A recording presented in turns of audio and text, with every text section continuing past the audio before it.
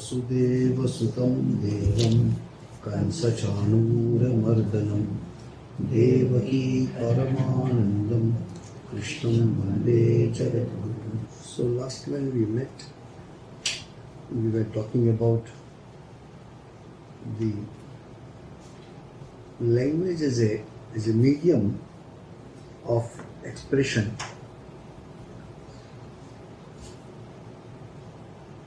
And also it is a medium of recording the wisdom and history.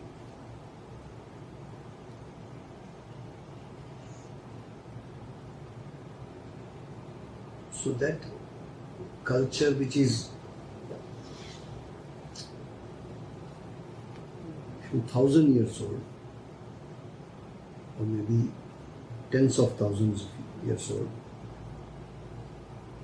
language becomes the issue that people do not understand the language. Before, the Sanskrit can be written in any script. Generally, Sanskrit means we write in Hindi. Technically, it is called Devanagari script. So, Devanagari script is taken as its own script by Hindi, Marathi, these two languages. Other languages have their own, other vernaculars rather, have their own script. Tamil has a script, Malayalam has a script, Oriya has a script, Telugu has a script, Gujarati has a script, Bengali has a script, Punjabi has a script. So these are the languages, which language also, and they have a script also, which is distinct. So, but Sanskrit is a language. Sanskrit can be written in any script. I have seen total Sanskrit book, the whole script is in Bengali. So if you do not know Bengali, those books you cannot read. That which is written in Devanagari, which looks like Hindi, if you do not know Hindi, you can't read that. So, learning a language and the script are two different things. You may choose not to learn the Devanagari script, but you want to learn Sanskrit. So you have to go through that vernacular script and how they teach. And the language which is not the language of the masses slowly becomes a classical language, slowly becomes language of the scholars. So that's why Sanskrit is called Deva Bhasha. It is the language of gods. Rather, all that was religious and spiritual was all written in Sanskrit. Now what happens? For example, I am the only person who knows Sanskrit and none of you know, for example. So whatever I read, you accept. Because you do not know what is printed here. That's how the majority of the masses, they are exploited. By whom? By those who knew Sanskrit. And that's why many things came ritualistic. Teaching also became subject to that particular group of people. And till today you will find, you want to get married, you bring a priest. You want to have a sacred thread, you bring a priest. And you want that priest should be Brahmin. It has nothing to do with Brahmin or non-Brahmin. But for hundreds and thousands of years, it is this group of people who used to read that book, so they know what is written there. For example, mostly they were men. to read Sanskrit. Because women, for many reasons, they say there is a physiological reason, there is a psychological reason, and also cultural. Even 700 to 800 years before, women means you look after the household, you look after the kitchen, you look after the children, etc. But it started 200 plus years before that women started. Now you say, oh, that must be the gift of British people. No. In earlier time also, not that many women used to be there. But there were women who were Sanskrit scholars. If you read a Brihadaranyaka Upanishad, there is a king called Janaka. Now, Janaka is the same Janaka who is the father of Sita. He was a great, not only a great scholar, he was a realized soul. People used to go, kings, Brahmins used to sit at his feet and learn from Janaka. Again, see from another way that this religion and spirituality, or other spiritual concept in scriptures, were in the hands of Brahmins. There was a time. But many people do not know the Vedic period, which is 4,000 to 5,000 years before, the scriptures were in the hands of Kshatriyas. And already Vaishyas have started peeping into the scriptures. You can see that in Upanishad, the story part or the history part. All the big Brahmajnanis were the kings, from where the word Rajarshi has come. Raja and Rishi together. Brahmins were rishis, those who were scholars and saints. Then the Rajas became, the kings became saints. Because as soon as they come in contact with the scriptures, they come to know many things, a lot of wisdom, ideas, etc. At that time, you will find there is a reference in Mundaka Upanishad. There was a businessman called Shaunaka. It's a sloka. And it is not easy to ask a question. Srimad Bhagavatam. Bhagavatam also it is there.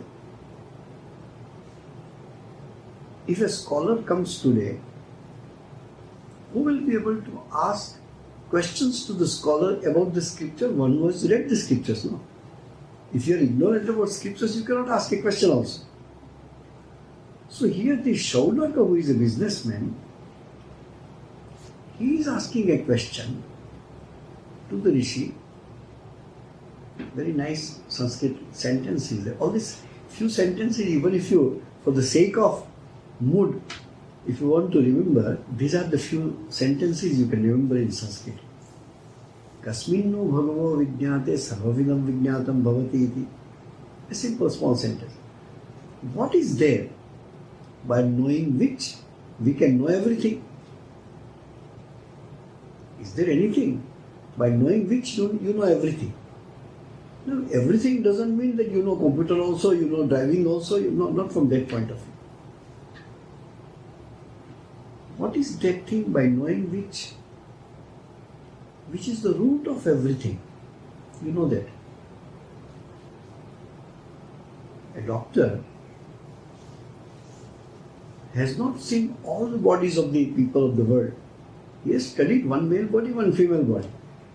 On that basis, he treats everybody. In the same way, when you cook, when you want to see whether rice is boiled or not, you don't press all the grains of rice. You take one or two and press and say, oh, it is boiled. And then you come to conclusion that all other grains of rice also is boiled. From that point of view, What is that by knowing which you know about everything? What is that which is common in all of us? Forget about God and all that. Consciousness is common. We are all conscious. Our mind is different, our habits are different, our bodies are different, our nature is different, we react to different food items, etc. But one thing is common, which is consciousness. If you know about the consciousness, how it works, little knowledge will tell you how the individual objects or the instruments or the bodies are working. If you know the nature of electricity, then it is the same electricity when used by the air condition, it gives us cool air. When the same electricity works through the heater, it will make the room hot. How the same thing can have power to do these two different jobs? So if you know about the nature of electricity, with little knowledge about the object, you can know how everything works, which is electrical installations. It gives light. Same electricity gives light, gives coolness, gives heat, everything. Fire. Same fire you use to cook, same fire they use to blast. Fire is the same. So from this kind of nature, the question is there anything by knowing which one knows everything?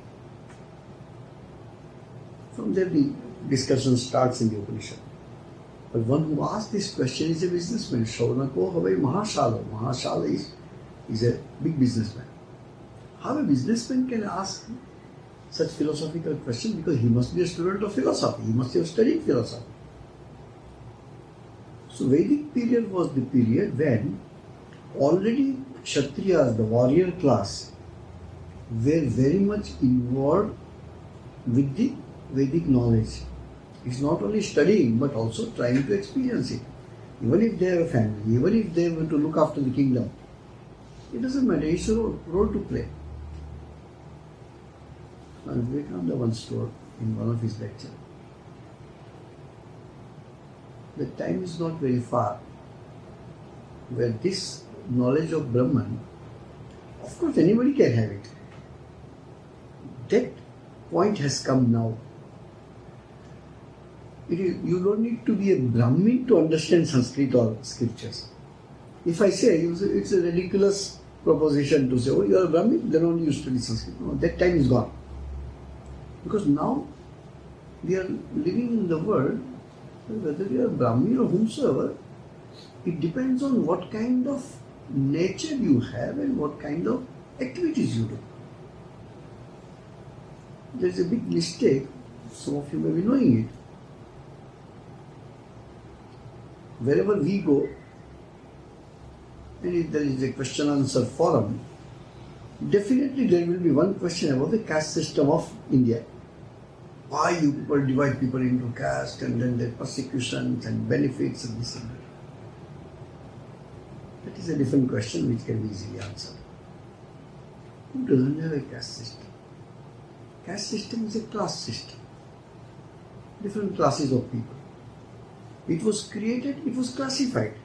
If people sitting here, if I have to classify, I can classify some ladies, some gents. Is it wrong? No, it is not. People with specs, people without specs. Is it wrong? No, it is not. People fair complexion, people dark complexion. It's wrong? No, it is not wrong. Yes, if I say that only men can achieve knowledge, only people with specs only can achieve knowledge, only people with this complexion, then it's a misinterpretation. But classifying people is not wrong. Sikh religion is a very small group compared to others. They don't believe in caste system practically, but automatically human being is such that they have a caste system. Not established, but in practical side of it. or you go to that Gurudwara, or you must be a rich man. Why? It's a club or what? No, but it becomes like that. They say Islam doesn't have a caste system. Who says that? They say Christian don't have a caste system. Who says that? No. Plenty of system. Muslims have not less than 72 groups.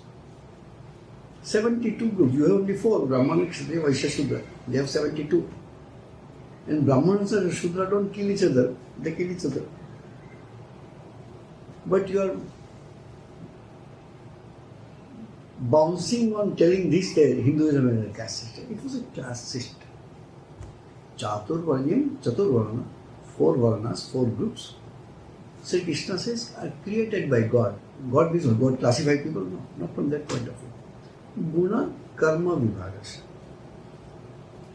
If I am not feeling well physically, do you think I will go to a lawyer? I will go to a doctor, no? If I have a legal problem, I don't go to the doctor, I go to the lawyer. And people go, you always go to doctors only. No, you should go to lawyers also. I don't have a problem of that type. So groups were created, groups were classified according to the guna, according to the qualities, and karma, and the profession. Those who are in army, those who are in police, those who are in guards, they all have one kind of mentality or the type of disciplines. Those who are business people are one group of people. Those who are teachers and priests are one always with the books only. You don't want an army officer always reading books. So these are the groups of people with their different choices and profession. Somebody is a farmer, somebody is a laborer. You should know everybody should be equal. See there are some concepts which are very easy to speak and easy to relish. Everybody is equal. How nice it is, eh? Everybody is equal. No. Everybody cannot be equal. Then either you pull everybody to the maximum or pull down everybody to the minimum. Even if you decide everybody is equal, okay, everybody will be given this much amount of the particular food. One person may say, it is not enough for me. One person, I can't take this, I can't digest it. How do you say everybody is equal? Equality can come on a higher plane. The more you are on a lower plane, there is divisions. For example, there are millions of types of species, living beings, insects, animals, birds, different kinds.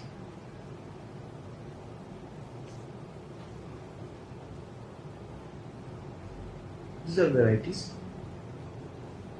You can club together all animals. As animals, all are one category. Then you go inside. Do you think a dog and a human being both are same? So again you classify them.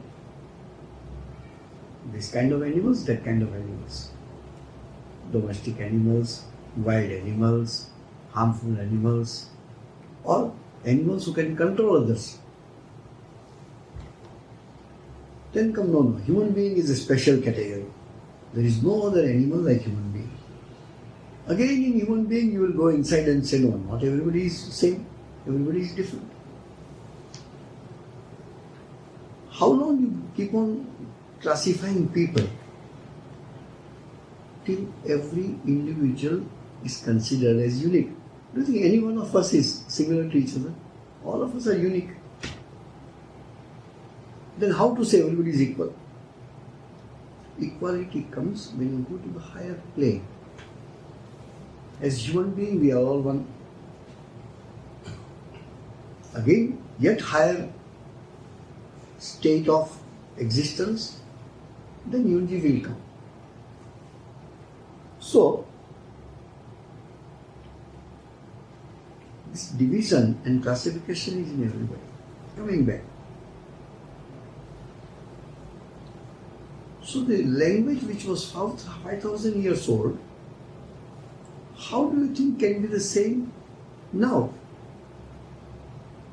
A lot of new words have come, a lot of new usage has come, culture has changed, people have changed, old books have been destroyed, some are somehow saved, script has changed. What Devanagari script, I was supposed to give a talk, so I did some research. The script which you are writing now, Devanagari Hindi script, is maximum 200 years old, you can still recognize. More than 200 years, you cannot recognize even the Devanagari script. Go to Google, many documents are available. The original Devanagari script, we can't read. It's the same popular script which Ashoka has put in his pillars. We can't read it. Just how many years before? 3,000 years before. Even few hundred years before script we cannot read. So is it not a miracle that books which were written 4,000 to 5,000 years before, there is a group of people in every age, I mean every 20 to 30 years, one generation is out. Every generation there were people to keep the meaning intact and put in the new script.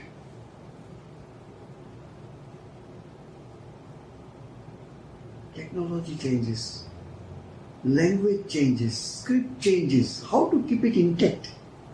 It can be intact. Our forefathers were so intelligent. You know, scriptures are two types. One is called Shruti, one is called Smriti. Smriti is like memory. But memory is not the meaning of Smriti here. Shruti is that which is heard. For example, I tell a shloka and you memorize it without script. Then it's okay, now you write down. All of you will write in your own script. Same shloka. So language, then the script, then the technology came. Printing itself was not there. The paper itself was not there. So technology has to change. They used to take the bark of the tree and write on that. How many days it can last? Any worms can come and eat up your writings. Now also you will find there are some documents are saved, preserved. We cannot preserve even old books. She knows, Miravi knows. The healthcare profession. So we have some books which were read in the collection of Swami Vivekananda. That books are already 130 years old, published 30-40 years before. So you have books which are more than 150 years old. How to preserve it? So we found out, is there any course? Yes, there is one course in Delhi. We sent one of our Swamis to attend that course. He came back with his knowledge and told we should do this. So okay, some kind of chemicals and then we found, let us go and see. Some cupboards are there, airtight, with some medicines inside and completely sealed. So then they give, okay, these are not for issue. Is anytime somebody, important person want to refer it, we can break it open and so it can be preserved. This book cannot last longer. After 10, 15, 30, 100 years, it becomes brittle, it becomes powder. So digitization. Now, that is another problem. People say digitalization is good. It will last longer. Hey, one click and delete. It is as fickle as that. you get this many big volumes of Swami Vivekananda's letters. What would have happened if he would have sent emails? Most of them would have been deleted by this time. Hard copy, difficult to preserve, but easy to sustain. Soft copy, easy to make copies. Immediately I can make thousands of copies. But it is one click and it goes out. Technology changes so fast. Think of children who are 5 years, 6 years old now. Give them a audio tape recorder, audio tape, give them. I think you people also have not used tape recorder, have you? As a kid, probably. As a kid, maybe. Yeah. Now you go find a tape recorder for me in the market, you don't get it. You say, I have a cassette, good songs are there, there's nothing to play. CD is out, long play records are out, all we have seen in our life.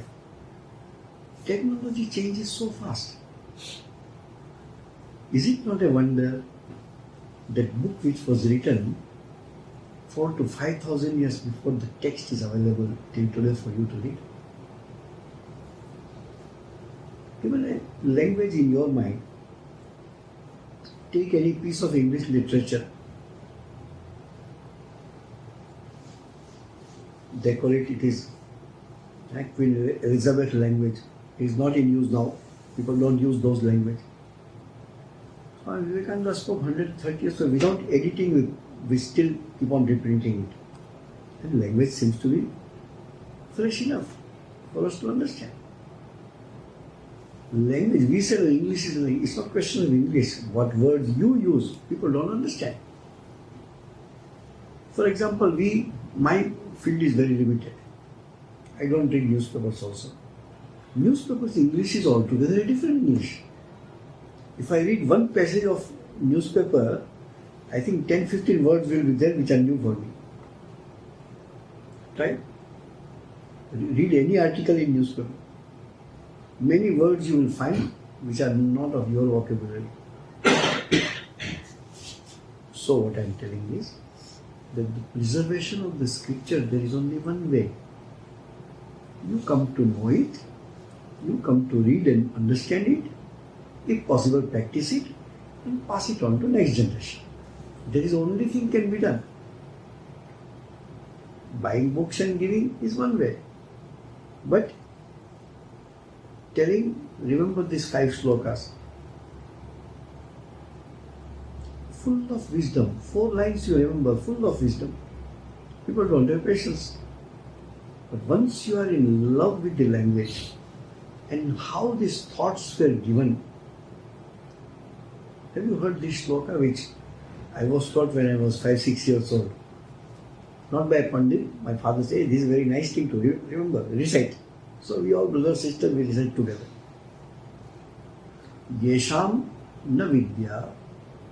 Words are similar, all of you can understand. Yesham, in whom or for whom, na vidya, na tapo, na danam, na jnanam, na shilam, na guno, na dharma. If you don't have these things in you, what? Vidya, knowledge, any kind of secular knowledge. Na tapo. Tapo means tapas, tapasya. To put effort to go higher is called tapasya. Na danam, don't to share anything with anybody. Na jnanam, no sense. Na shilam, no character. Na guno, no good qualities. Na dharma, no moral conduct. They mrityuloke, they on this earth, bhuvi bharabhuta, they are all burden on this earth. Manushya rupena mrigascharati. In the form of human being, the animals move around. We are all animals. If you don't have any of these qualities, we have. That's why we are human beings. Let it be little or more. Think of a person who doesn't have any knowledge. He remains human being. Eh? We are not making him smaller than a human being.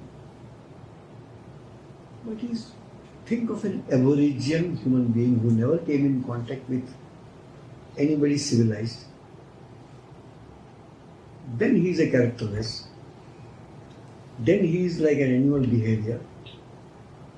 So he could be a human being. We respect his being a human being.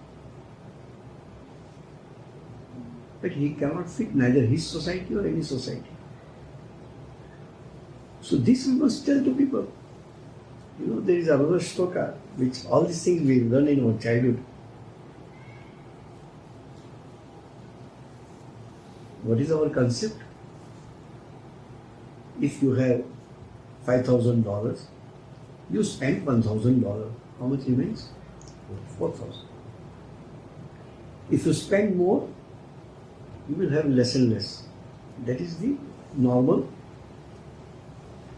situation with any kind of property you have. The more you give, it becomes reduced. Knowledge is the only property. The more you give, it increases. Correct? You know, if I read Bhagavad Gita, I discuss with 10 people, do my knowledge reduces? It increases. If I have money, a thief can steal it.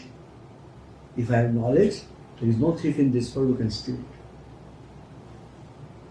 If I have more money, government can put tax on that. If I am learned, there is no tax on me. If I have a lot of money, my brother can say, give my share. But if I am knowledgeable, there is nobody to share until I share with others. If I have money, maybe I have to keep it safe, otherwise I can't sleep because of my attachment. But if I am knowledgeable, I can sleep. That shloka is there, which we were told in the childhood. These are all wisdom, nothing to do with spirituality. Na chor haryam, na cha raja haryam, na bhratru bhajyam, na cha bharakari, not burden. Vyaye krite, the more you spend, vardhate eva nityam, it always increases. Vidya dhanam, sarva dhanam pradhanam. This, as a child you learn, because these are the facts of life. Then what will happen? You give importance to money, no doubt, but you give more value to the wisdom, because that is going to increase. That is going to change your personality. So this is required. So coming back again, we go take digression and come back. So what happens, that language which was used 5,000 years before, maybe it was in the hands of few people. Some pandits, some scholars, some monks maybe. Slowly, it became property to everybody as soon as the printing came. Now, of course, digital version. Anybody can read it. Now, who wants to read, who do not want to read, we can't say. But it is available to everyone. Is this not a miracle? That which was in the hand of few people, now it is available to everybody. Utilization, how much you achieve, how much you retain is one thing. Second thing, and also how you practicalize it, how you implement it is another thing. Knowledge is the same, but person with different background react to it in a different way, utilizes that in a different way. There is a big simple story. Olden time, think about the imaginary story. The message is very good. A king told to the dancing family, where husband and wife play instrument and dance in the court of the king. That was the earlier time system. So king is a king. So king told, this dancing performance should not stop till sunrise. And that is almost 7 to 8 hours. Initially no problem. Playing instrument going on, dancing also going on. After some time, dancer is tired, the instrument player is tired. But there is a fear. If we stop, the king can do anything to us. So the last leg of that 8 hours performance was left. So wife, while dancing, is telling to the husband, I can't dance anymore, I don't have energy. The husband says, here also same, my hands doesn't work. But you have done so much, now little is left. See that you complete it. After the sun rises, both of us collapse, maybe. But we have come so far, let us not give it up. So this one line, the husband says loudly, then people are sitting. Who is sitting? King is sitting, prince is sitting, the minister is sitting, so many people are sitting. Everybody takes the message in their own way. The husband told, we have done almost, little is left. Let us complete the little also. Let us not break the flow of our performance. That in a simple English I told. Now, king also heard it. So king says, correct. I have spent whole my life doing good things. Now at the fragment of my life, I should not do anything bad. Even if they stop dancing, I should not take any wrong action to them. Because whole life nobody can blame me for any action. The minister heard it, or rather prince heard it. Prince is in a hurry to become a king. So he thought, I will kill my father and I become king. So he took the message. He has already come to the end of his life, maybe 5-10 years more. Nobody loves eternally. I should not spoil my name by doing wrong thing. So he also took a lesson in a different way. The minister also heard, he also took it in a different way. What we are trying to say is, you can read scriptures. People interpret in their own way to utilize it in your life. So, if the same message is given to one who does the menial work, physical work, will take the message in one way. One who is a warrior will take message in another way. One who is a businessman will take another way. One who is a monk or a teacher they will take it in a different way. Nowadays you will find lessons of management in Bhagavad Gita. Books are there. You can find management in Gita. So many articles in it. Do you think Krishna thought about management? Krishna told the truth. Now you interpret it. One gentleman has written a book, Bhagavad Gita in Art of War. So he took it. I remember I was to speak on Bhagavad Gita little as a part of introduction to something. So I told Bhagavad Gita is like a lift. Lift has a capacity to take you to the highest floor. It is you who is choosing 3rd floor or 4th floor or 7th floor or 8th floor.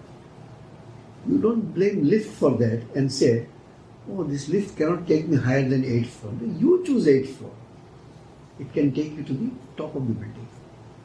So, scriptures are like this. It has a capacity. What is Bhagavad Gita? Most of you have heard about it. Brahma Vidyayam Yoga Shastra. It is Brahma Vidya. It is a Yoga Shastra. It is in form of the conversation between Krishna and Arjuna. So that we can give you highest knowledge, you are reducing it. Rather you are utilizing it. How should I say it is reducing? But, so idea is this.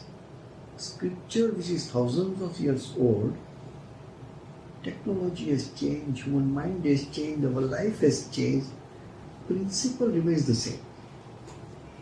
So here, coming back to this, that when you come in contact with an object, If that object is of your interest, then you are attracted to the object. If that object is in the negative list, which you dislike or sometimes you hate, so when that object you come in contact with, a repulsion comes in your mind. But when the object is of your interest, what happens? Think of this 3000 years before, how much deep psychological study has been done. Either you want to have it or you want to go closer to it. An object, it depends on what type of object it is. If it's a sweet, you want to eat it. It's a flower, you want to smell it. If it is something else, you want to touch it. Whichever way, you have five senses. With one, two, or all the five senses, you want to have that object. You had only seen it, or you have only heard it. Only one sense has in contact with the object. Sangha teshu upajayate. This shloka says. From that sangha, company, feeling to come closer to that object comes.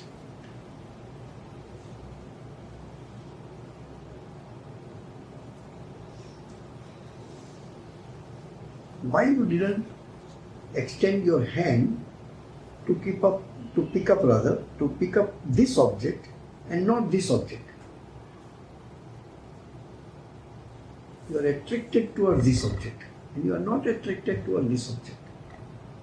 This object has already created a sensation of happiness in your mind earlier that your mind remembers. Expecting the same happiness again, you go towards this object. And if you get happiness, there is a human psychology. That which gives me happiness, I want it more. Second time, I want third time, I want fourth time, I want fifth time. Because all of us want to be happy. If that object gives you happiness, then I visit and revisit the object and try to derive as much as happiness I get. Doesn't mean always it makes you happy, that means it is beneficial to you. That also is there. So you be attached to it.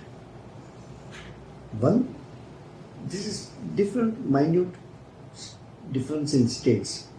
I saw the object, a desire came that I must have it.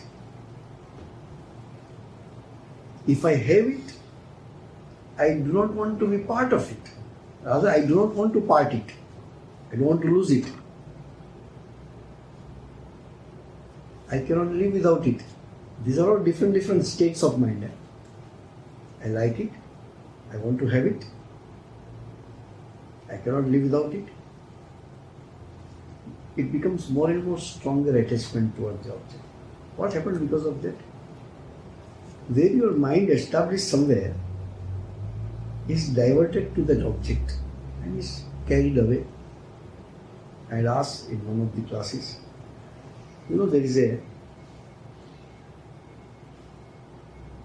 there is a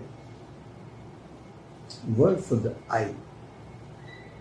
Eye is also called lochana. What is another word? Netra. What is another word? Nayana. Nayana. Nayana means to take, to carry. Eyes, when you look at the object, it carries your mind to the object. Nayanam, it carries. And you become fond of it. You become attached to it. What will happen? I see it, I like it, I want to have it, I must have it. then the obstruction comes. Slowly, mind came in contact with the object.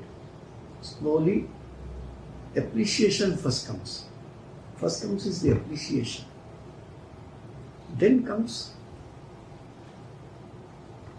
desire. Then comes efforts to achieve it.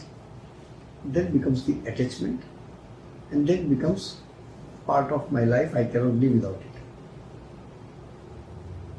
And this whole process is sometimes very fast. You will find in children. You took the child to the shopping mall. Child saw something. I want to have it. By that time attachment already came. He ran and grabbed it. Then the parents will say yes or no. Sometimes not all parents are same. So they say, no, we don't take it. That's why price is very high. What happens in the child? Start crying, start shouting. Kamat krodho vijayate. All of us are same thing. Desire is a flow of emotion which wants to be in connect with the object. And when that flow is blocked, then the anger comes. Just like a flowing river, when you construct a check dam, what happens? The water level rises. In the same way, the emotion which are flowing towards an object is obstructed by someone, by parents, by wife, by husband, whomsoever. Then the anger comes. And when anger comes, what happens? It's called delusion. It calls moha, samoha. You are practically mad. That I want it, and whether mother or father or husband or wife or whomsoever, slowly that anger turns toward them. Children, I have seen children even beating and hitting mother. There is a very bad behavior in the West, I have heard. I have seen also in some documentaries, which you don't find in the Eastern culture. Is to spitting on parents. It's a very common reaction in children in the West that mother, what is your? She will go and try to hug the child, try to hold the child, and that fellow will spit on your face. How it has come? They will have some cultural thing, I don't know. But all reactions are because of what? Because of anger. And then anger becomes sammoha or a delusion. It is almost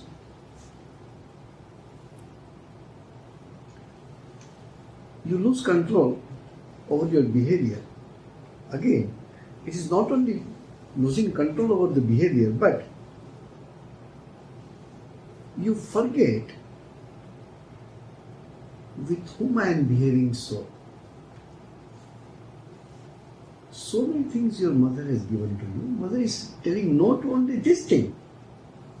I forget all the favors she has done to me. I forget she is my mother. I forget this is a shopping mall, I should not insult her. And I start behaving with her which otherwise I would not have behaved. Shankaracharya beautifully writes, from a spiritual aspirant point of view, he forgets what he has read in the scriptures and he forgets from whom he has learned. Suddenly, his respect evaporates. Suddenly, his whatever he has read all goes to drain. Forgets everything. Sammohat smriti vibhrama. His memory fades. Memory, not that he doesn't remember. it is something like SOP. How many people refer to the SOP when crisis come? That SOP has to be part of your understanding. That in this situation I have to do like this. If you have time, well, let me go and refer the SOPs. But otherwise, you have to behave. If you are totally ignorant about the SOP, then you will do something wrong. You will not behave as you have decided in your standard operating procedures. That's why when there is a system of SOP, there will be one HR person in companies who will, in nutshell, will tell the SOPs to the relative staff of that field, so that you remember what to do, what not to do. So when this memory fails, Sri Krishna says, Smriti Bhangshat Buddhi Nasho. Being intelligent also, you will behave like a stupid. You somehow forgot everything what you have learned. Some people remember afterwards and be sorry. Some people, out of ego, do not feel sorry and prefer to remain in that low state of mind by forgetting the message, teachings, scriptures, etc. And once that happens, Buddhi Nasha Pranasyati. And once that happens, you are practically a lost case. And on different state of mind, there are different ways of rescuing that person. As every mother does up to a certain extent. Okay, I will give it next to you. Oh, I forget my wallet. All these kind of things you tell, and you somehow want to manage the child. No, your father will be very angry. The child is not afraid of you, child is afraid of father. Could be. So sometimes they will say, in family, husband and wife takes these different roles. One is very strict, one is very giving comfort. So, when comfort is being exploited, remember, he doesn't like. Well, father says, she doesn't like it. The child becomes okay. One person is a brake, one is accelerator. So the life has to go. So this happens. So then there is a conclusion of that. Today we don't have time. We will take it next. Om Shanti Shanti Shanti Hari Om Tat Sat Shri Ramakrishna Mission Singapore.